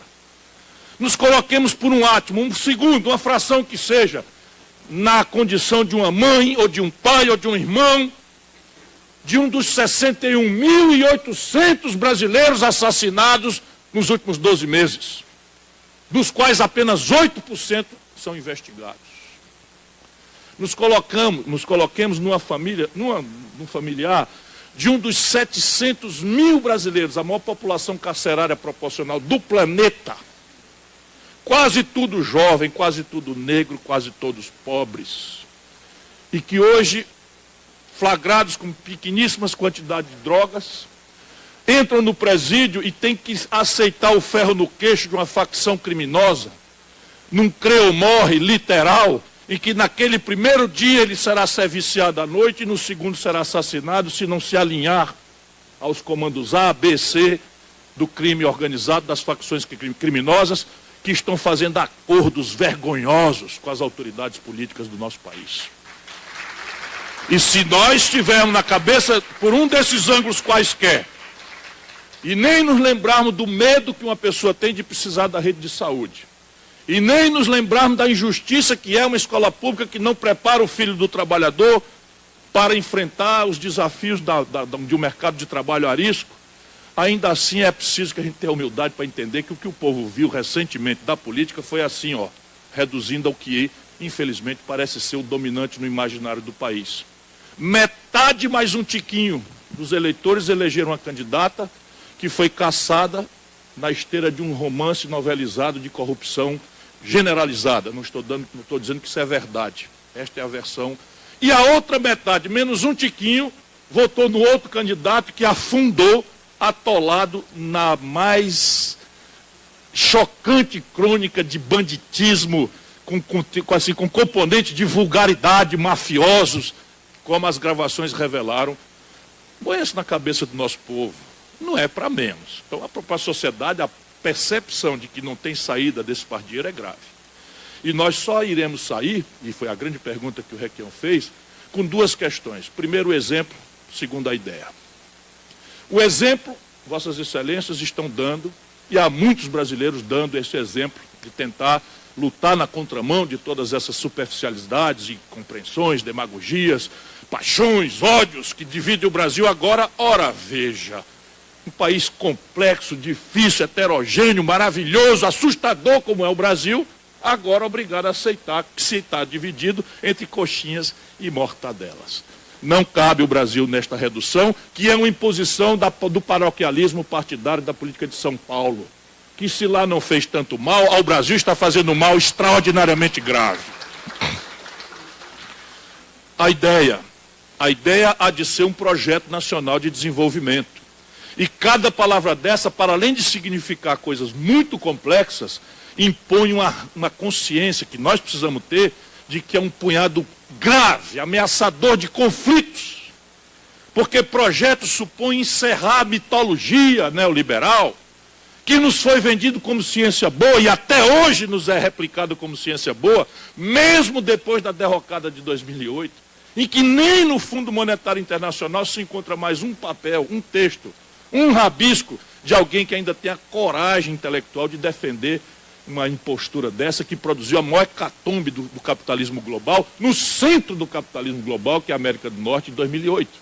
Só nós é que estamos replicando, mofado, esse thatcherismo desmoralizado, intelectualmente e pela observação empírica do que tem acontecido na humanidade.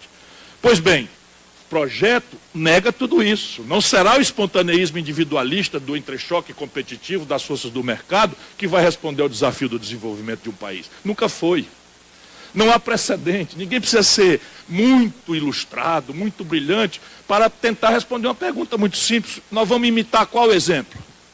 Nós vamos por qual caminho? Qual foi a nação do planeta que dispensou a presença do seu Estado Nacional e entregou os atos e tratos e desafios e complexidades do desenvolvimento ao espontaneísmo individual do entrechoque do mercado? Nunca houve.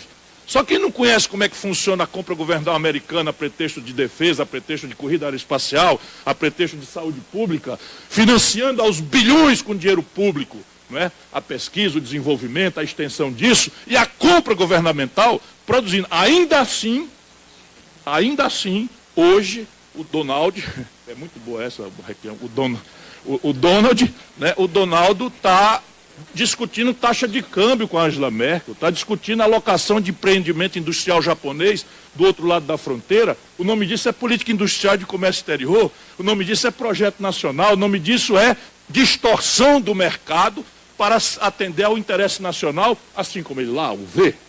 Não é? Porém, não basta de ser um projeto que diga o que é que queremos ser, com começo, meio e fim, quais são os prazos, quais são as metas, quais são os objetivos, qual é a bodega que sobrevive nesse mundo sem um plano.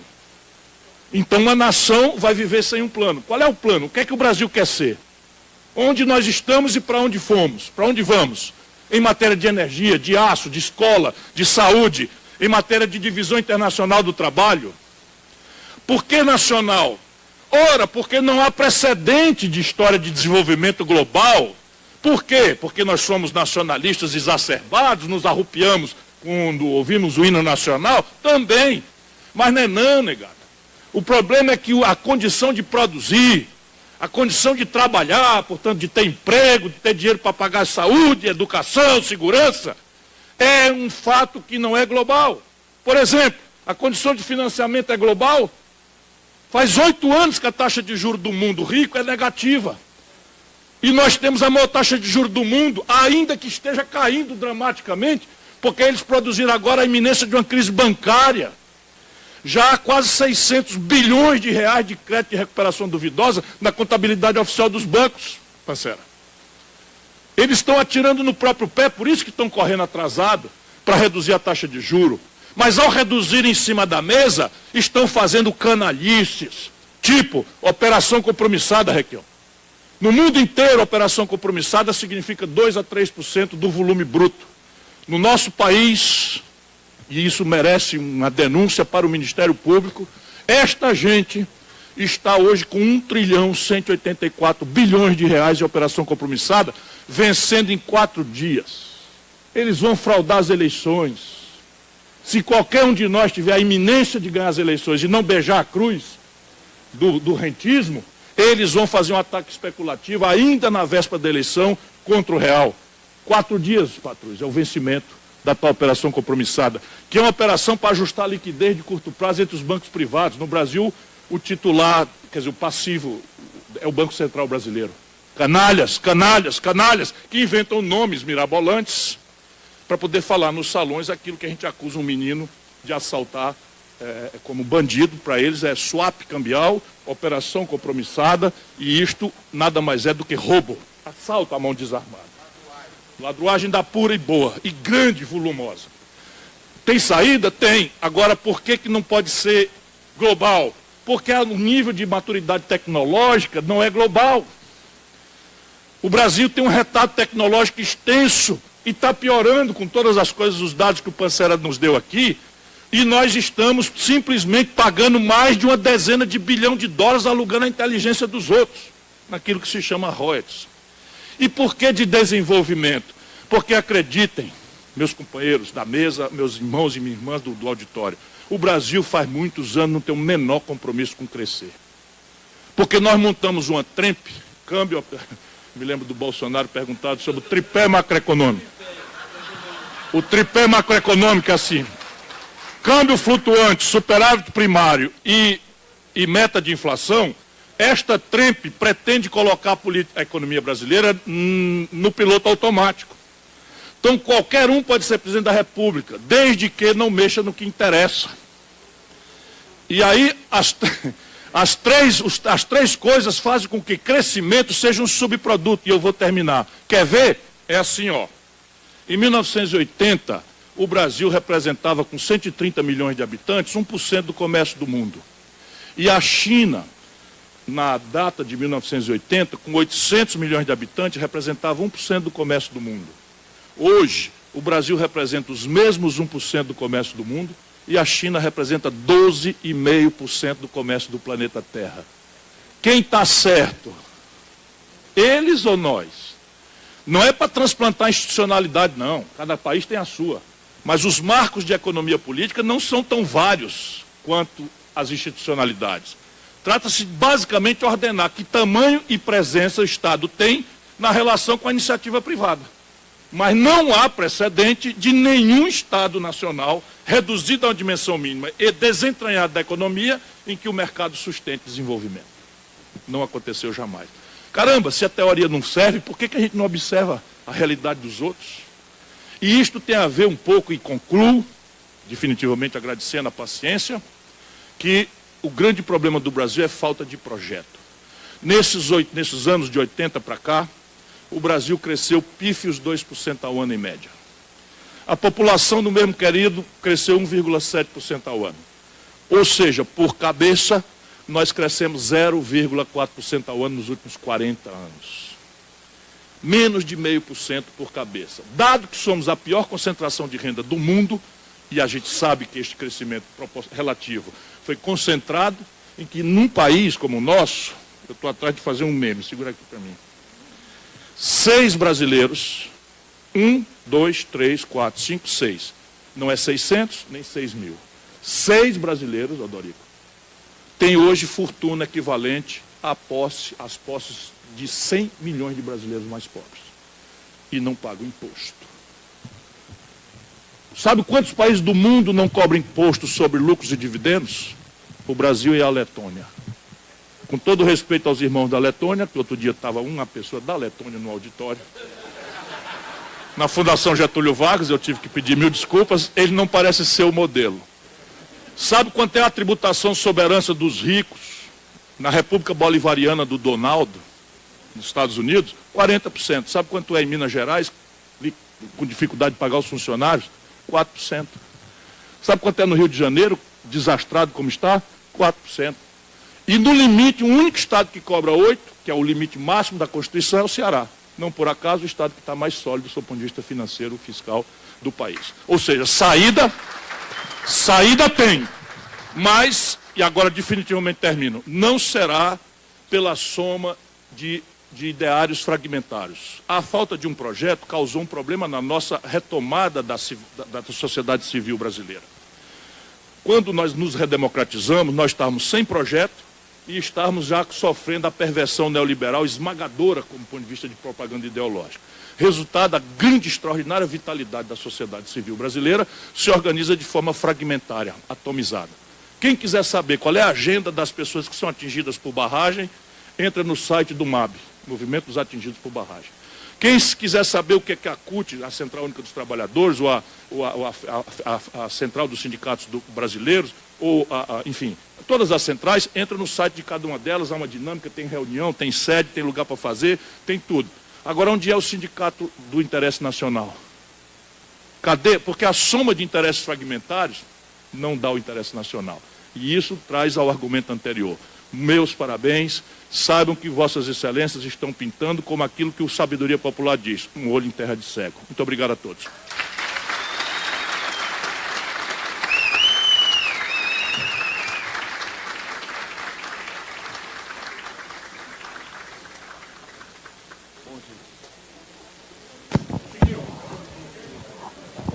Obrigado,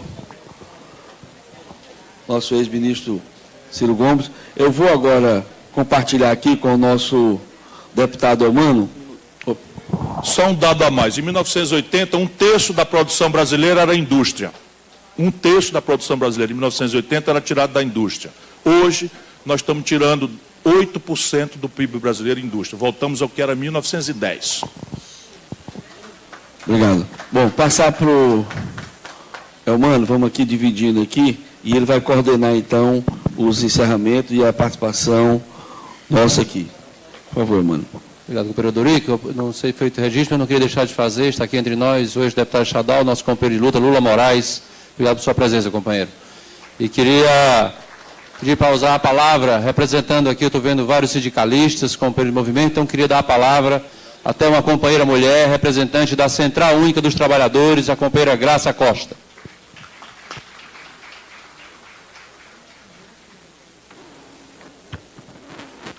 Obrigada.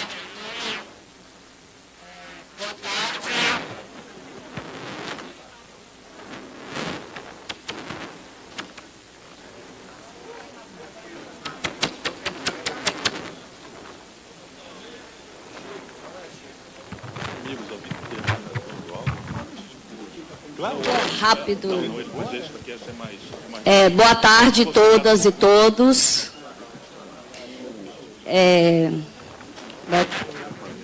Fazer diferente, né? Vou falar aqui mesmo.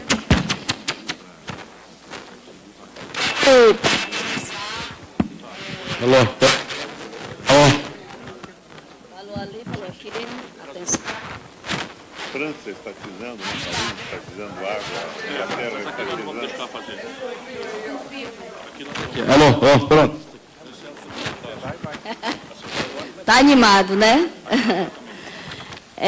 Quero parabenizar o trabalho esse instrumento que é muito importante, que é a Frente Parlamentar em Defesa da Soberania Nacional.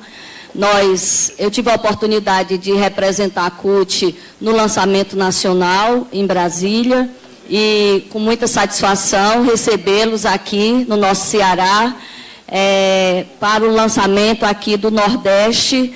Dizer que é muito importante, é um instrumento do Parlamento brasileiro, é um instrumento oficial, uma frente parlamentar tem condição de fazer o debate oficial, tem condição de apresentar propostas, não só fazer o debate com a população, mas também de apresentar o produto desse debate através de projetos de lei, e isso para nós é muito importante. Fazer um cumprimento especial aos homens que estão aqui, pedir licença aos cearenses para falar do Requião, que para nós é uma surpresa, sei do compromisso nacional que ele tem, mas eu tenho acompanhado de perto no Parlamento brasileiro, ele não tem contado pipoca, como a gente chama aqui, na hora de falar desse governo, na hora de falar do golpe, na hora de defender a classe trabalhadora, na hora de defender contra e votar contra as reformas. Então, esse cumprimento, eu acho que é importante esse reconhecimento. E as mulheres, eu quero fazer um cumprimento à Enedina, a minha presidenta da minha federação aqui do Ceará, que hoje comandou aí, junto com as centrais sindicais, a Marcha da Esperança. Aí os servidores municipais já têm uma tradição, 8 anos, né, Enedina, fazendo uma marcha. Hoje nós somamos com a marcha da classe trabalhadora, todas as centrais sindicais, para dizer não a tudo isso que está acontecendo no nosso país. E aí está de parabéns. Centenas de municípios foram representados hoje na nossa marcha pela manhã aqui em Fortaleza. Achei muito bacana a forma como foi as falas, porque o Requião traz para nós uma amplitude, um cenário da conjuntura, e principalmente trabalhando os exemplos internacionais, a política internacional, que é uma coisa que ele gosta muito de colocar nas falas, no discurso dele. E traz aqui o Patrus a sensibilidade do ser humano, que um projeto nacional, que a soberania tem que ter o homem e a mulher como centro. Isso para nós é importante, principalmente a questão da classe trabalhadora. Traz aqui também a questão da ciência e tecnologia, que para nós, deputado, é muito importante. Nós estamos correndo sérios riscos. E o Ciro, desse jeitão dele, bem cearense, né? Repara que traz aqui para nós uma reflexão importantíssima da questão nossa da unidade da esquerda, da unidade do campo popular, que nós temos que reconhecer os erros que foram cometidos, mas sempre olhar para frente. Nós lançamos uma campanha, quando começou a história do golpe e das reformas. Nós lançamos uma campanha que é um item, viu, Ciro, de toda essa questão política, que é muito profundo.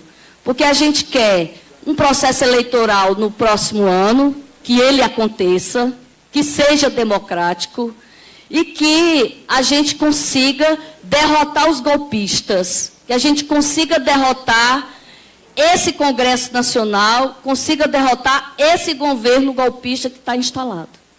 Não é uma tarefa fácil, mas é apenas uma tarefa para a modificação de tudo o que está acontecendo nesse momento no nosso país. Aí nós lançamos uma campanha dizendo assim, que o parlamentar que votasse contra nós, contra a classe trabalhadora, não volta. Se votar, não volta. A gente disse isso durante todo o ano de 2017. Parece assim um sonho. Mas antes de ontem, Pimentel, nós soltamos uma pesquisa da CUT, que é pelo Vox. E está dito que 79% da população que foi ouvida diz que não vota em golpista. Então, nós temos esperança. Assim como foi colocado aqui que o Brasil tem jeito, nós estamos alertos e alertas. A população não é isso que as pessoas acham que são, apenas uma massa para ser manipulada. Nós temos sim esperança de fazer essa transformação. Agora precisa muito debate, muita discussão, e é o que nós estamos fazendo aqui na CUT, principalmente, mas também as outras centrais sindicais estão indo junto, que a gente ir para o local de trabalho, discutir, dizer os prejuízos que tem das reformas, porque aí não há tempo para a gente falar sobre tudo, mas é um golpe nas questões principais dos trabalhadores, que é o contrato de trabalho. Nós vamos deixar de ter um contrato de trabalho por tempo indeterminado e vamos ter um contrato terceirizado, um contrato intermitente, principalmente, que as pessoas vão ganhar por hora trabalhada. Aí imagina, Patrus, um trabalhador que tenha um contrato intermitente, ele vai trabalhar, digamos, 3 dias na semana, 5 horas, vai ganhar por aquilo R$4,50 é a proposta anunciada no jornal, na Grande Vitória, essa semana passada. para trabalhar 2 dias na semana, 5 horas, sábado e domingo. Quantos anos um trabalhador ou uma trabalhadora com contrato intermitente precisará para se aposentar? Vai trabalhar quantos anos? 100, para poder conseguir a aposentadoria. Então, nós estamos diante de uma situação muito grave. Mas, como eu tenho dito, o golpe que foi dado no ano passado, ele não finalizou, ele não se concretizou totalmente ainda. Ele está em curso. E nós temos a reforma da Previdência que ainda está tramitando, que nós estamos trabalhando contra, porque se for aprovado aquele projeto, ninguém mais nesse país vai conseguir se aposentar. Então, é muito complicado. Agora, além disso, nós temos um projeto de lei que está tramitando no Congresso Nacional para fazer a modificação na lei que regulamenta o trabalho rural. Esse projeto está escrito lá, se for aprovado. O trabalhador rural poderá receber seu salário não em espécie, mas em alojamento e alimentação. Isso é voltar para 1888, quando a Lei Áurea foi assinada. Nós vamos voltar para a senzala, nós vamos voltar para o trabalho escravo. Mas tem mais coisa que está tramitando. Infelizmente, esse quadro colocado aqui pelos parlamentares, ele tende a piorar se nós não tivermos uma reação imediata.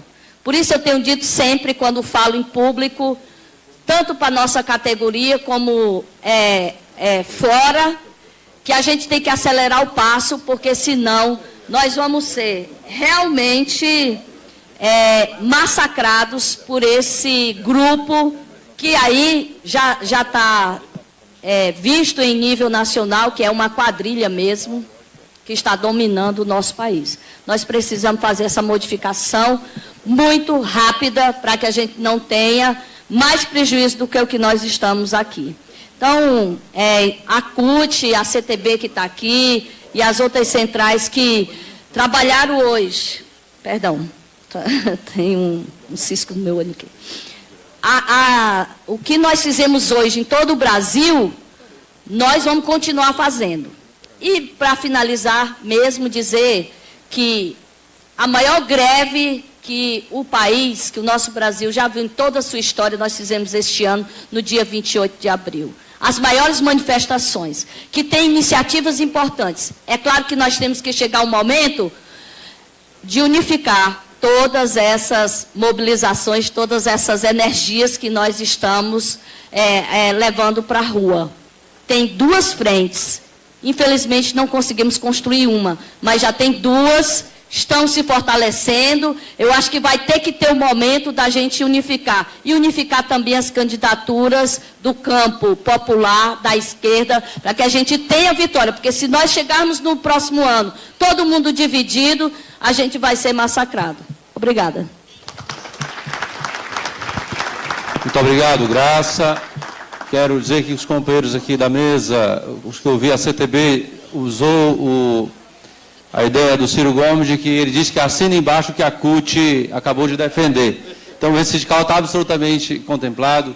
Nós queríamos demais agradecer aqui a presença de quem está à mesa, porque tenho certeza que foi colocado aqui da capacidade e da coragem de fazermos unidade de força para resistir a tudo que foi aqui apresentado, mas ainda mais importante, de nós termos a disposição de sentarmos para termos uma plataforma que pense o desenvolvimento do país com inclusão social, com desenvolvimento econômico. Estamos muito felizes, e essa carta tenho certeza do presidente Zé de Albuquerque, nós estamos honrados de ter recebido Vossas Excelências e querendo dessa maneira agradecer a todos que aqui estão, agradecer ao povo que está nos acompanhando pela TV e pelo rádio e dizer que estamos de parabéns e defender a soberania do nosso país, o patrimônio público construído pelo povo brasileiro. Muito boa tarde, muito obrigado a todos e todas. Viva o povo brasileiro, viva o Brasil. Mano, vamos só ficar todos aqui para uma foto da frente aqui. Uma foto.